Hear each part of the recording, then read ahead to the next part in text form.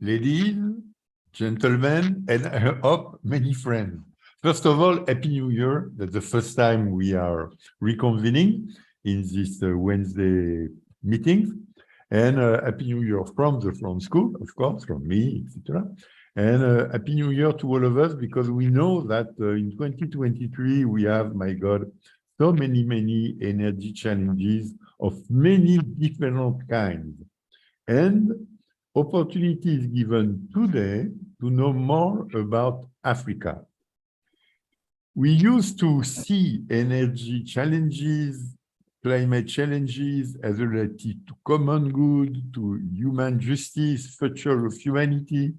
And to be frank, many times, all this wording is absolutely appropriate with Africa. What do we do, us, or the humanity, with Africa, for Africa? Even how much do we try to understand what is happening, what are the options, what are the possibilities with Africa? And you know, Africa is growing extremely fast. Its population will boom in this century. And we all know in Africa, a key question is already universal access to energy. So many people do not have energy to get the max of their work, of their efforts in their living. Second, affordability of energy. We, the Westerners, were complaining that energy is expensive. Okay, well, and for Africa, is it expensive, very expensive, or really too much?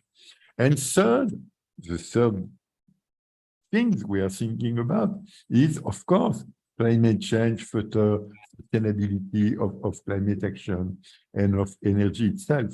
We are going to discuss this with a sister school, which is also an outstanding news. Africans did create last year a school of regulation for energy affairs, etc., African School of Regulation. For the moment, it has a provisional interim director, being Ignacio. Of course, at the first sight, wonder if Ignacio Pérez Arriaga was born African. He wasn't, but he was born as dedicated to common good and to human performances of energy systems. So he is a perfect interim director. Ignacio is not alone. He is there with his deputy, Elias. And on my side, from school, I am there with my own deputy, Christine. We will do the following. I will discuss with Ignacio, asking him 4 questions. After that, Elias will ask his own question, then Christine. Then we will go to the general audience, and at the end, a short conclusion. We are already more than 110 people online. You are right, because Africa is really something we should know more and think more about. Ignacio, I'm starting with you. First of all, I would like to repeat what I said. You are interested with Africa and working with Africans, African countries, African regulators since long. And it's not an accident if African School shows you as interim director, but you will have to answer my question. My first question is very basic, very simple. What is African School of Regulation? How this initiative did appear, and how is it taking shape today? Ignacio. Thank you very much, Jean-Michel, and welcome all the people that are listening today. Okay, so yes, I am the interim director of something that doesn't exist because we are talking about the initiative to create the African School of Regulation. Many institutions are behind this idea, very important ones. And during a couple of years, we have been discussing how to get organized. Finally, in December 2021, so a little bit more than 1 year ago, a group of these institutions created and signed a partnership agreement to launch this initiative. And the institutions are the European University Institute with the Florence School of Regulation, and another 2 universities, University of Cape Town and Pan-African University. And then 3 foundations, the Enel Foundation, Rockefeller Foundation, and the 10 small foundation in Sierra Leone. And then other 3 organizations, the UN Economic Commission for Africa, UNECA, Rocky Mountain Institute, and the Global Energy Alliance for the People and the Planet, which is a coalition of big philanthropic entities that are funding a clean energy transition. So we started to get some funding and to start some activities and to hire some people like my colleague Elias here, and part of my time also. And then we are starting, for instance, next week on Monday, we will start a conference of 3 days in a row, 3 hours per day, on sustainable and scalable models for mini-grids. And we will be doing this during 2023, training activities, hopefully also some applied research in regulation, some policy dialogues, and at the same time, we will be looking for a host institution in Africa. And we have launched an invitation to about 100 organizations to apply to be the host institution of the African School of Regulation. We will have to look for a permanent director. We will have to prepare a program of activities and to secure funding for, let's say, the next 5 years. And then the transition from the Florence School of Regulation that will be running managing this all this program of activities to the host institution will happen in 2024. And at that time, the AESR will be in Africa, run by Africans and for Africa. And then, of course, we will be covering all aspects of energy regulation, going from tariffs, concessions, power purchase agreements, markets, distribution, transmission, system operation, power pools, all that.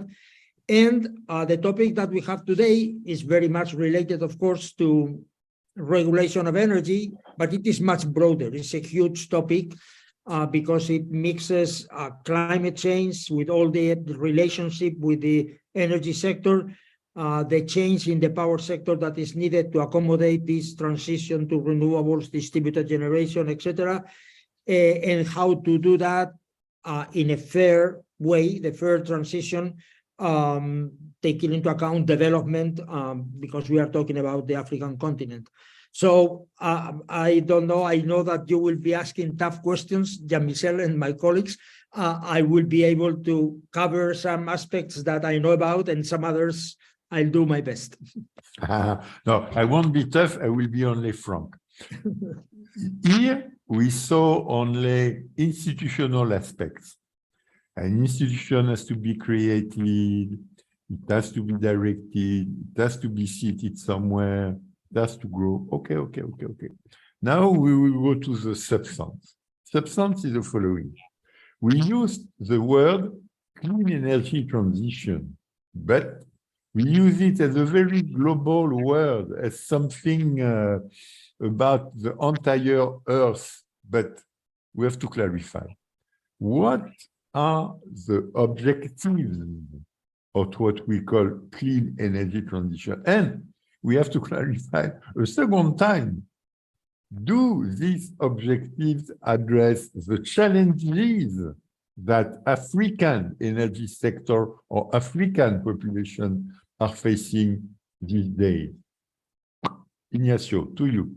And people, use the chat box to ask your own question or to do your own remarks. We have a chat box, but it is empty for the moment. Thank you, Jean-Michel. Well, it's a very broad question. I will try to be brief. First of all, we are talking about a clean energy transition. And I think that we have in mind, although there are other impacts of energy, we have in mind climate change.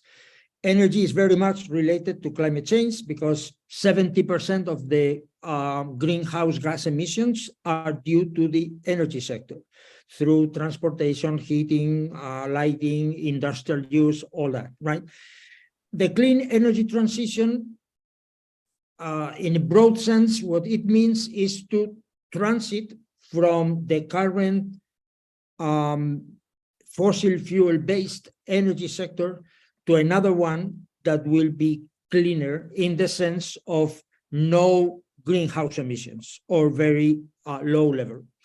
So we have to get rid of fossil fuels, we have in a transition, and move towards cleaner fuels.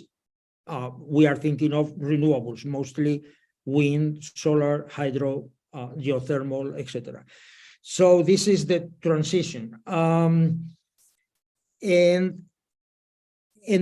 well, some parts of the world, for instance, the European Union has this Green Deal, and that means that in all kinds of laws, regulations, aspects of the economy, we are trying to reduce the content of greenhouse gases. And we have pledged some targets for 2030, for 2050, so that we could be carbon neutral, let's say, for 2050. There have been conversations of also a Green Deal for Africa, but it is not materialized in commitments. Countries have done commitments in the agreement that was made in Paris in 2015 to try to get the global warming below 1.5 degrees more than what we had before the Industrial Revolution. So this is what the clean energy transition means briefly. So you are talking about what are the challenges in Africa and whether the challenges in Africa are addressed by the clean energy transition. Okay, so you mentioned before in your introduction that a huge challenge that Africa has is energy access. So we have 600 million people, roughly speaking, which is about 43% of the population in Africa that don't have access to electricity at all. Many others have poor access, so unreliable one, but 600 million people don't have any access, right? And that should be, according to planning that has been done, about 45% should be done by extension of the grids, and the rest with off-grid solutions, mini grids and standalone systems, right? And most of that happens in the rural areas where 80% of the people that don't have access live. And then so this is a huge challenge. Parallel to that is clean cooking. So I have talked about electricity, and well, according to estimates of the International Energy Agency, etc., unfortunately, what is estimated that could happen by 2030 is that the Sustainable Development Goal will not be met, and more or less the same number of people will not have access to electricity in Africa, mostly in the 45 countries or so of sub-Saharan Africa. And this is because the population, as you also mentioned before, is growing very quickly. Clean cooking is another huge problem. 970 million people in Africa don't have access to clean cooking. There are alternatives that are clean, considered clean, like LPG, liquefied petroleum gas, or electric cooking, but most of the cooking in sub-Saharan Africa is being done with biomass. Could be charcoal, could be waste, could be many different wood, etc. And that has consequences for climate change, consequences for health of the people.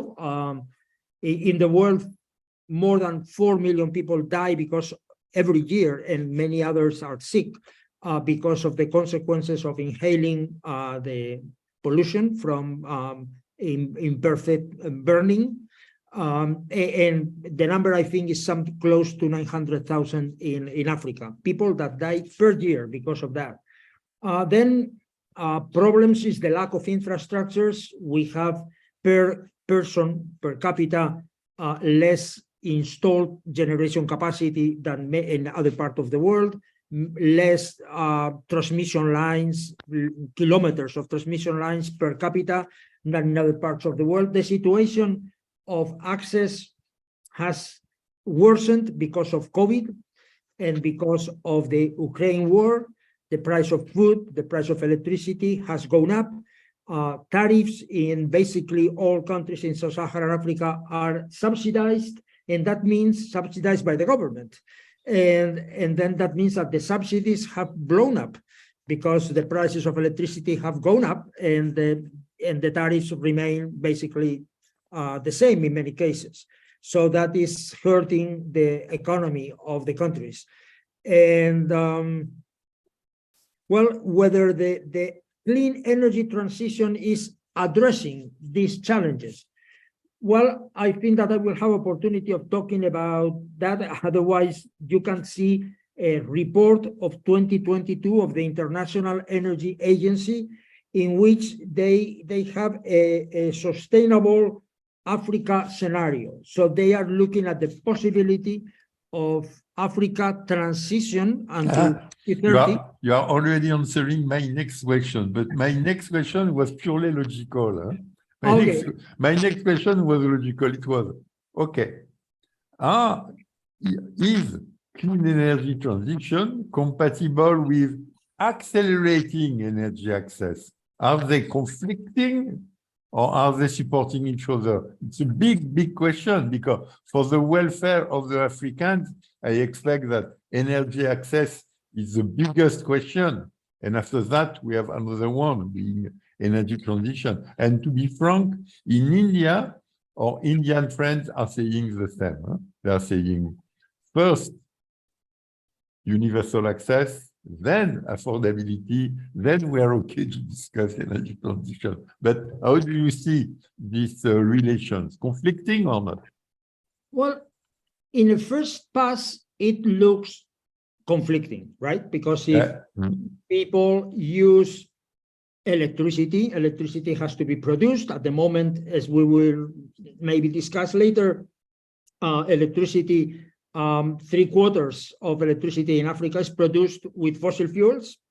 So you will have to provide electricity to all these people that don't have it, and then will increase the problem. But if you look at the situation in more detail, this is not like that, or it is not that much like that. First of all, I think that something that should be said, and it's a quote from the director of the International Energy Agency in this document I am mentioning, Fatih Birol, and he said that this is very unfair for Africa, a continent that has contributed so little to the problem of climate change, that they will have to bear the brunt of the most severe impacts of climate change. So this is something to take into account, that those who have not been responsible should not be now paying the price of having to stop or to limit the right to develop, because it is too bad, but now everybody has to go clean, right? Okay, but if we look at the numbers, if we look at the analysis that the International Energy Agency and other institutions, but I will focus on that, have done in this sustainable African scenario, in which they aim at universal access by 2030. They take the pledges of the countries that have promised to follow a cleaner path, and they are taking that into account, and they model the different sources of energy and all that, and they quantify the cost. And they agree that the situation is such that you have to take into account that Africa has about 1/5 of the total population of the world, 20%, and the contribution at the moment to climate change in greenhouse gases is 3%. Well, if they run this model and look at different possibilities and all that, and go to the universal access by 2030, the pledges of the countries, and do something that is reasonable, the increment, and they use natural gas for industrialization, etc., as a transition fuel, they get that the percentage of contribution of Africa goes from 3 to 4, even less than that. So given the current situation of demand, you have to take into account, for instance, that if we compare two countries that I know, one very well, Spain, I live in Spain, with 45 million people, with Uganda, a country in which I've been several times, same population, 45 million people, growing very quickly, not in Spain. And then you look at what is in both places, electricity. Production of electricity annual is 260 terawatt hours. In Uganda is 5. Same population. Installed capacity in Spain, 112. In Uganda, 1.4. Peak demand in Spain, over 40 gigawatts. In Uganda, 800 megawatts, so 0.8. So, I think that it is very reasonable to consider that countries like Uganda have the right to develop and to use the resources that they have, knowing also that the impact that they will have on global climate change is minimal. So the burden should be on the other countries, the OECD countries, North America, and, well, in parts of Latin America, Europe, et cetera, and not in Africa. So this is my answer. Okay, maybe we can come back if you can give more details or more views on what is Africa's contribution to global emissions and which sectors are responsible for this. And it will be my last question. Well, the contribution, as I said before, is small. We are talking about something like 3% of the greenhouse gases, the total amount. If you'd say what is the composition of that, in terms of emissions, 40% more or less come from electricity and heat. 25% transportation. I said that electricity is produced, although there are great resources in hydro and solar in Africa, but at the moment, 3/4 of the electricity are produced by fossil fuels, 40% natural gas and 30% coal. We have to take into account that Africa is not only the sub-Saharan African countries that we think about, it is also South Africa with a lot of coal and a lot of production in comparison with other countries in sub-Saharan Africa. And then we have Northern Africa with lots of gas resources, and therefore also production with fossil fuels. So 40% is electricity and heat. Of that 70%, because rest of the, we have agriculture and we have other sources of greenhouse gases, right? 25% is transport, 99% is oil, is gasoline used in transportation, and 17% is productive uses. And then if we look at the consumption of electricity, how the electricity that is the largest part is consumed, then we have 23 more or less % mobility, energy consumption, sorry, not electricity, because mobility is oil. Industry 21% and 56% household traditional use of biomass. So all this clean cooking that we have, right? So you see that fossil fuels are all over the place. The total amount is not very large. And something that is important is the effort, the volume of the effort that has to be made in economic terms and in restructuring the power sector, where our component, the regulation, is important. Thank you, Ignacio. Now an anecdote. About 10 years ago, when young climate activists were willing to mock me, they were saying, "Okay, Monsieur Glachant, but you are only an old white man." And I was vexed. But 10 years later, I'm not vexed. I do understand that I am old, that I am white, and that I am a man. And this has to change. I agree. Yeah? And it will change immediately, because the next two persons to intervene are obviously of different origin, and they are not so old, and they are not entirely man. It is more gender mixed. So we will hear first from Elias, European way of using his name, or Elias, if we are more American, but it is the same person. And Elias, you remember, is deputy of Ignacio. For the moment, he is settled at European University Institute in France, next to the France School. Elias, your question. Thank you very much, Jean-Michel. And Prof, thank you once again for your submission. And Prof, during your submission, you mentioned that about 43% of Africans do not have access to electricity, and this situation is even more there in the rural areas. But there have been many reports that seems to suggest that Africa has vast potential for the development of renewable energy, and some of the reports actually do suggest that some of this renewable energy technology, such as the solar, could eventually overtake most of the traditional energy systems, like the fossil fuel powered plants. We are wondering, and many people are also been wondering, why Africa is not leading in the deployment of this technology to bridge the energy access gap.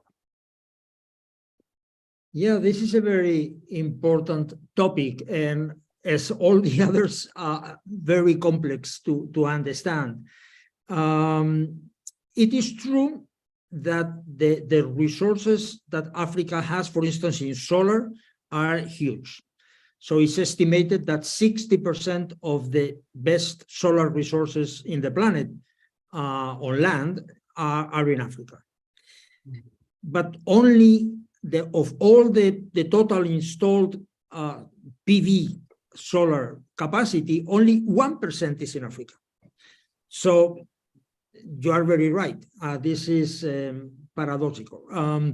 Something that I should have said is that in this analysis of the sustainable scenario for Africa of the International Energy Agency, in the trajectory from now to 2030, they are assuming, so in the model tells them that what should be installed, 80% of the new generation capacity should be renewable, mostly solar, also some wind and hydro. So the opportunity is there. Why the opportunity is not taken? Well, my guesses, reading here and there, is that well, in order to deploy wind farms, solar farms of a certain size, utility size, not, I mean, a solar panel in the rooftop of a building, you need off-takers. So you need somebody to sell that power. And that, what happens with the utilities in sub-Saharan Africa? All of them but one are broke. And the one that is not broke, which is Umeme in Uganda, the government has decided to change the regime, and I don't know what will happen, but probably will join the others soon. So, okay, there is a problem when you are an investor and you have money to spend in a large wind farm of 100 megawatts, and you have the terrain and beautiful solar and all that, but you need to sign a contract with somebody. The utility is broke, is losing money. The tariffs are below costs. They not reliable that they will pay you on time. So there is that difficulty, right? To obtain the finance that will trust that all the investment, which is huge, that has to be done in renewables, will have low risk. There are initiatives to de-risk all that, but there is this problem of taking. There is also the problem of where to sell it, because you place solar in the best places and then the load is kilometers away. You need transmission. And as I said before, the infrastructure is poor. It is not well developed. You could have a huge solar plant. You have huge hydro resources. We have been talking about the great Inga project for decades, and never happens. And that project could feed many of the countries in sub-Saharan Africa only with that big hydro project. But for that, you need the transmission. You need agreement between the countries on how to pay those transmission lines. You need agreement among the countries on how to share that power, how to pay for it.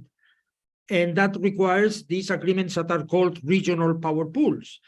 And in this case, it will be multi-regional power pool because of the size of the Inga potential. Okay, so that has to be developed. The regulation for that has to be developed. Without those agreements, you cannot have investors in transmission. Again, who is going to invest in transmission if you are not sure that your line is going to be used? Because maybe there is no reliable, credit-worthy off-taker on the other side, right? So this is another problem.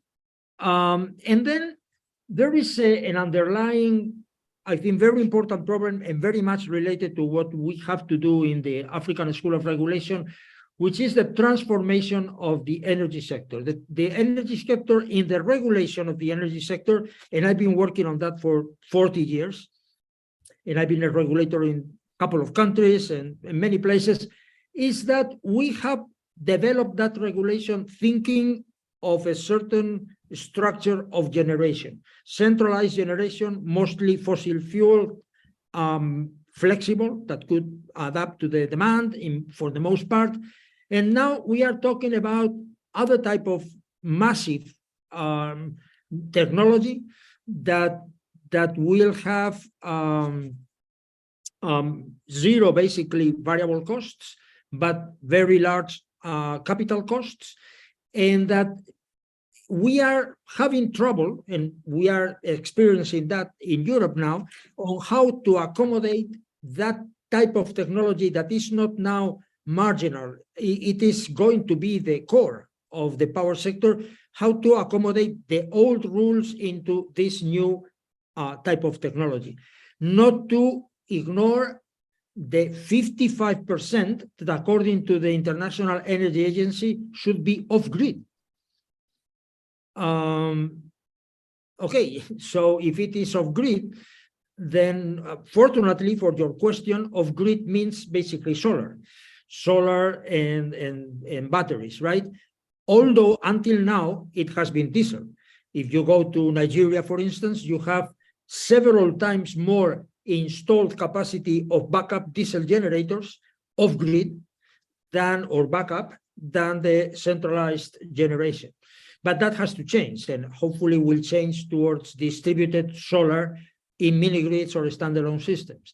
So we need to have, and there is an interesting report by IRENA on exactly this topic, published this year, on how the power sector should transform their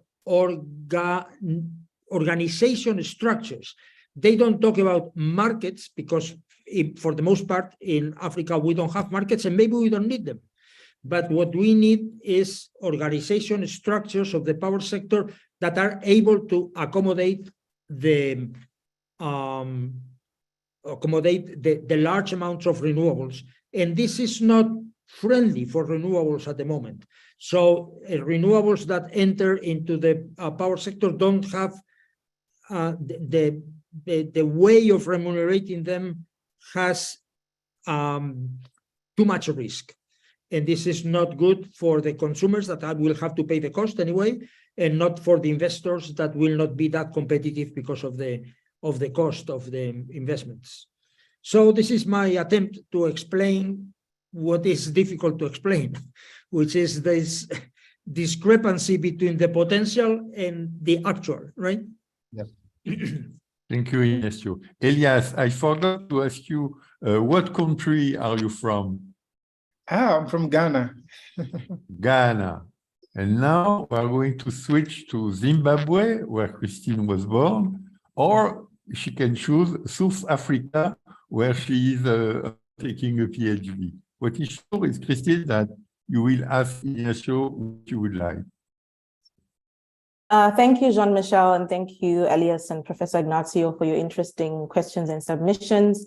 I think my question really builds on what you shared, Professor Ignacio, in one of your earlier responses to Jean-Michel, around how much of electricity generation in Africa now is coming from gas. And you also highlighted that clean cooking is a significant problem on the continent. Perhaps even more people than are affected by lack of access to electricity are affected by lack of access to clean cooking technologies. So what is the role of gas in Africa's energy transition in light of both electrification and clean cooking? And how does this domestic demand compete with what I think are growing demands for exports also in light of recent global events? Just your views on that. Okay, yeah, it is good that you brought the point of clean cooking, because you might be surprised that when I said that all this massive transition to provide electricity access and energy access to everybody by 2030 and all that will create only this tiny increment in emissions. And of course, that has to do with the fact, first of all, that if we are talking about off-grid electricity, which is 55%, according to the estimates, that will be done with solar. And also that a large part of the emissions had to do with cooking being done with biomass and not renewable biomass.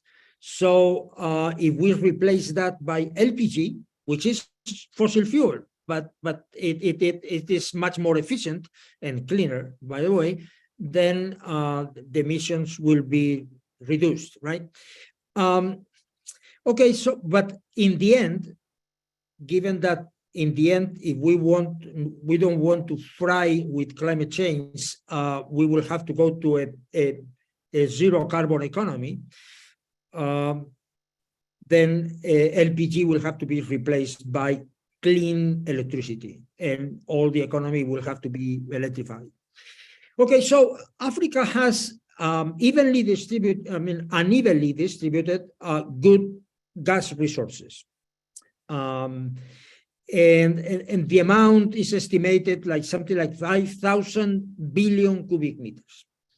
Well, in this analysis of the sustainable Africa scenario, they are assuming that what is needed is something like 90 or 100 billion cubic meters of those 5,000 that are there underground. Something like 90 or 100 per year would be needed for this transition and flexibility that is needed in generation to accommodate the variability of wind, solar, and also to produce fertilizers in the cement industries, water desalination, etc. So industrial purposes. And that, well, assuming that continues over the next 30 years, the increment, as I said before, in global emissions will go from 3 to less than 4. So given that small amount, I think that gas should be used, as is my point that I made before, for industrialization, for development, of course, trying to move to renewables as much as possible. But gas will be necessary in the transition, and Africa has it. Also, Africa is clearly exporting gas to Europe and other parts of the world where it is badly needed now that because of the Ukraine war, we have the problem of lack of supply from Russia, right? And then, I mean, it was very clear the hypocrisy of Europeans that were, until very recently, denying funding for natural gas-fired power plants in Africa because Africa should go clean. And then when the Russian gas is not available, then we are, asking for more gas coming from Africa, right, to be burned. So, yes, I think that Africa has huge resources in renewables and should go that way, but in the meantime, needs development and has to use that gas wisely and trying to use it, let's say, as least as possible as everybody else, with more energy efficiency, reducing, by the way, for instance, gas flaring and losses that happen and of methane in the pipelines and all that, that is not negligible. So trying to use it wisely, but use it. And of course, everything depends very much on what we could do with the storage.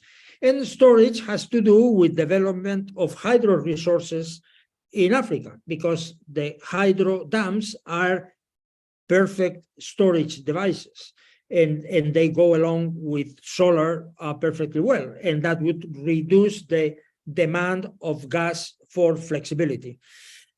So, well, okay, this is my viewpoint. Everything, as you see, is interlinked and complex, and of course that needs people that have vision, that have planning, and I know that this is being done. There are initiatives of planning at continental level in Africa that, of course, they are a long way from being implemented, but there are very significant efforts in continental planning and power pools and all that.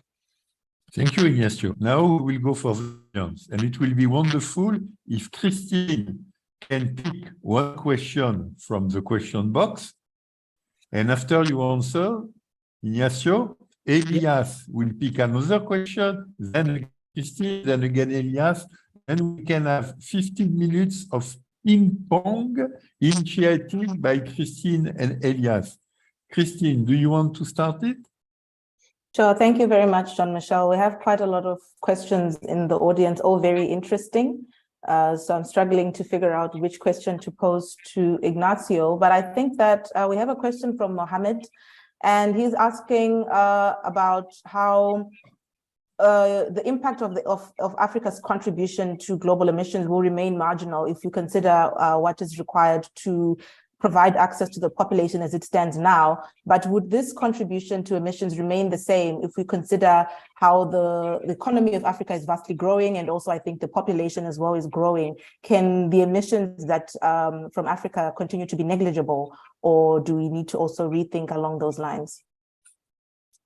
Yes, if you look at the analysis, what is called the Africa Energy Outlook, a document that could be downloaded freely from the International Energy Agency, they have the details of this Africa scenario, and they run the model for 30 years.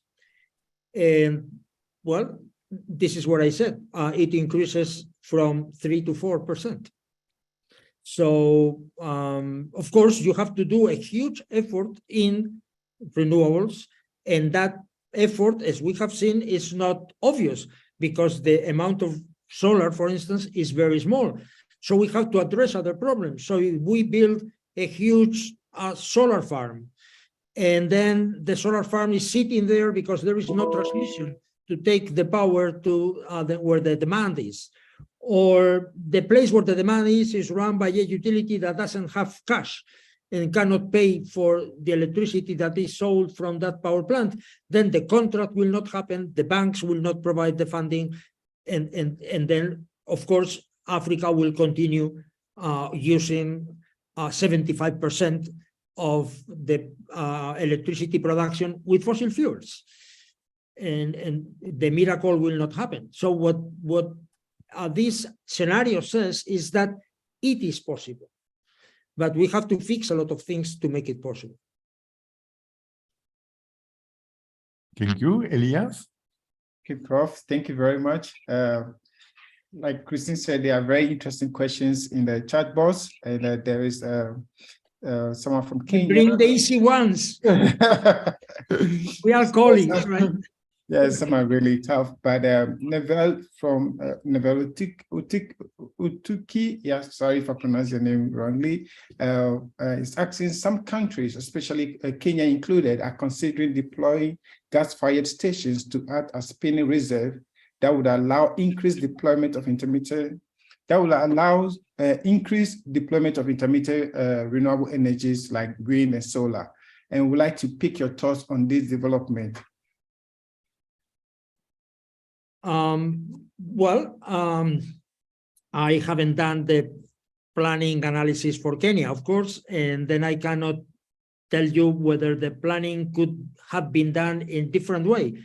I have worked in generation transmission planning for many years, and I know the models, and I've seen there is a report by MIT, because I've been a professor at MIT for 14 years, the future of solar, in which we made some analysis of what was the impact of different levels of penetration of solar and how much storage was needed to cope with the variability of solar. And we took real data, we modeled the situation hour by hour for several years using historical data, and we were looking at 10% penetration, 20% penetration, 30% penetration, etc., and looking at how the power sector will have to cope with that. Of course, and in that, it depends very much how you are connected. Because if you have strong connections, Kenya, with Ethiopia and with Uganda and etc., and Tanzania, then, well, when you have a lot of, wind here, solar here, then you don't have that much in the neighboring country, and then you can export, and other times you can import, and maybe the demand is not the peak at the same time in one country or another. So there are a number of variables that have to do with the amount of flexibility that you need. But it is obvious that if you want to go the path of solar and wind, Kenya has geothermal also, that helps. But if you want to go that way, you need flexibility. So there is it is very clear that you will have ramps up and ramps down. And if you don't want to have a collapse in your system, you need flexible units. Storage, except for hydro, still is very expensive. That may change in a few years, but not at the moment. There are innovations with inexpensive batteries of large size, with liquid metal and other inventions that have been done, but not commercially ready yet. So some amount of gas-fired power plants will be needed. People who do that are risking that maybe those power plants will be obsolete, will not be needed later, because storage will be available or the interconnections will be stronger. But at the moment, I think that if you want lots of wind and solar, you need some natural gas power plants. Thank you, Ignacio. Christine? Thank you, Jean-Michel. I think we have an interesting question from Kweku regarding why the energy transition seems not to be keen on incorporating nuclear energy. even though it is perhaps among the cleanest and most stable sources of energy. Your views on this one, Professor Ignacio? I was fearing that question. You have it. Because it opens another Pandora box, right? So, so the point is that it is true that because of the fear of security of supply that has been induced by the invasion of Ukraine by Russia, people are becoming more nationalistic. They want to have their own security. And then there have been a revival of interest in advanced nuclear, typically modular, smaller nuclear power plants that apparently are more or less ready for commercial use. So, of course, nuclear does not have the problem of greenhouse gases. Of course, and some energy is needed to have a nuclear power plant operating, and the fuel and all that, which is not negligible. But then once in operation, they don't produce greenhouse gases. And therefore, it's an alternative. What is my personal opinion? My personal opinion is that nuclear is a beautiful technology. It shows the power of science in using the force of the atom in disintegrating, of fusion, that we have recent news about some advances in fusion. This is great as a technology. All the technology of operation and maintaining those power plants is also great from an engineering viewpoint. What is the problem that I see? Well, one problem is accidents. And we have had 2 serious ones, and people are scared of that. But my personal problem with nuclear, and this is why I think that if we have alternatives, it's better not to use it, is that the percentage of nuclear production in the world probably is now something like 16%. I don't remember. It is going down, but I don't remember well. Something like that. If we want to maintain just that percentage with the large amount of electricity that will be needed with the electrification of the economy that we are expecting to happen, we need, and this is an estimate several years ago of MIT and the future of nuclear, so another report that it can be freely downloaded there, is about 1,000 big nuclear power plants in the world, more, to maintain the same percentage that we have now. So I think of all over the place, 1,000 more nuclear power plants. If we were all nice people, peaceful, we get along well, no fake news, no all democratic, everything fine, then I would be happy. But if we are not like that, and we have lots of evil people that have evil designs, and they have access by force or whatever to those residues, nuclear waste, that could stay contaminating and killing people and poisoning the ambient for thousands of years. And you can think of somebody going to some facility that stores that, even if it is underground, whatever, you know what people can do, and take some part of that stuff and blow it on top of a city or on top of whatever. We are seeing in Ukraine how the nuclear power plants are being used as weapons, threatening with having explosions nearby and cutting suddenly the power with bombing the substation, etc. I don't like that word. I prefer to have alternatives that exist, maybe a little bit more expensive here or there. Why to use that technology? Beautiful technology, enormously dangerous for nuclear proliferation. I can think of countries, and I don't want to mention anyone, that you have mafias, you have people that in some areas are overcoming the government, And if you have power plants there, what could happen? I don't want to think of that. Okay, Elias, something more rosy? Yes, Prof, also there's a question on energy just transition, I think from Kweku and Anna. They want to pick your thoughts on what the just transition in the context of Africa, especially in South Africa, that has huge investment in the coal power plants.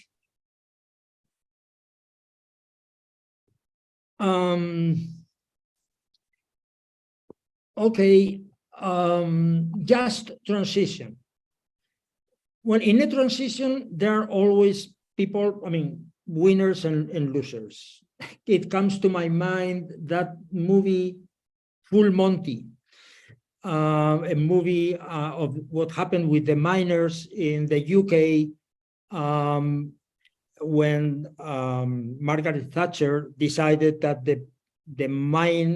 all the coal mines that were in old industry with lots of villages depending on that, had to be closed in 3 years. And then the miners were jobless, and the movie is, is funny in some sense, but very sad in another one, because lots of families that have been living from the activities of the mine were jobless suddenly. This is going to happen. I mean, in South Africa, sooner or later, we'll have to close the mines, and we'll have to go to something else, because these mines cannot survive because of the problems of climate change, right? So I think that a just transition means that as part of the plan, we have to take care of these people. We have to part of the plan of going clean and developing solar and wind and all that is taking the people and making sure that they are trained to have another jobs, and that the villages that depend on that will not die, will have other activities. That is not simple, but has been done and should be done. You should not drop the people just, I close the mine, you survive by yourself. No, I think that if there is a policy that is mandating that something happens because of the common good, the people that are hurt because of that decision should be protected. And I think this is something that should be part of the plan. Yeah, and I will ask Christine something very short, the very last question to ask to Ignacio. Well, the easy one, finally. Okay, let me try and look for one of the brief questions, since we're also on the verge of closing. I think maybe one of the questions which has not been looked at is around the question of possible sunk investments if African countries continue to invest in fossil fuel technologies. Maybe just your views on that. Yeah, this was another question again from Kweku. Yeah, Jean-Michel, sorry, but there's one question in the main conference page that has to do with mini-grids. And I'm sure Prof will be talking on that in the mini-grid conference, but maybe he may want to just touch on it briefly as well. And if you don't mind, I will just quickly draw Prof attention to that question that seems to talk about how can mini-grids and regional power pool help address Africa's energy access need, and what is the role of natural gas in that mix? Okay. Ignacio, you have 1 minute for both.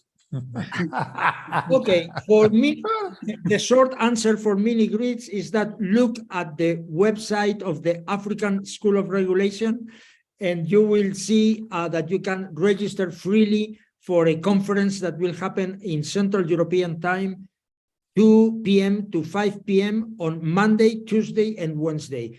And we are going to present, you will be able to download the position paper, and we will be discussing the points in that decision paper for 3 days.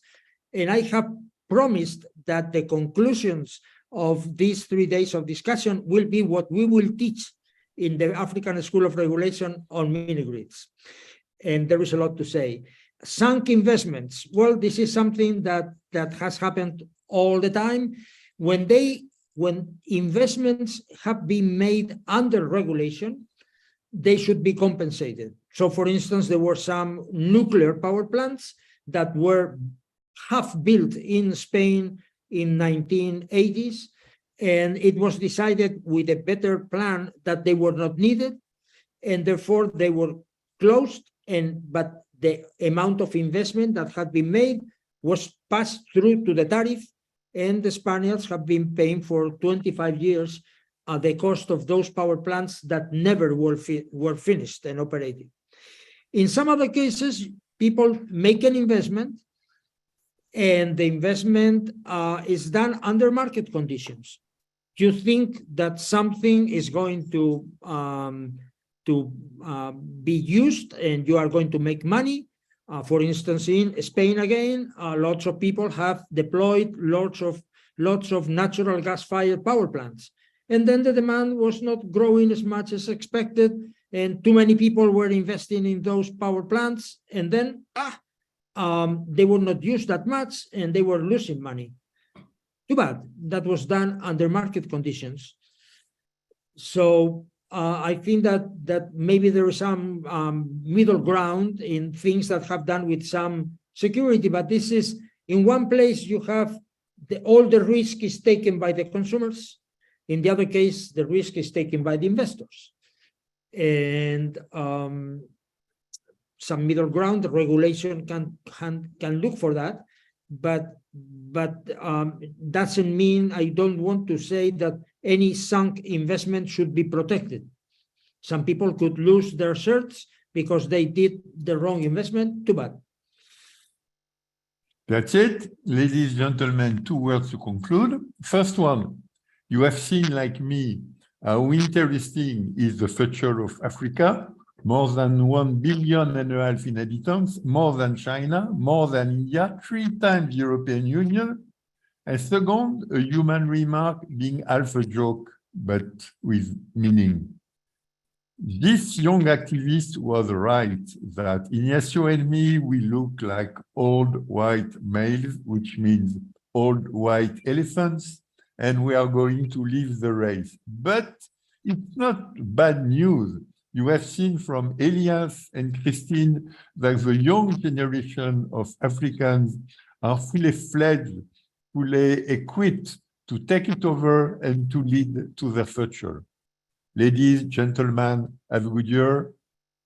See you when possible. And Elias, Christine, good luck to you and to Africa. Thank you. To you. Thank you, everyone. Ciao, Bye-bye. ciao.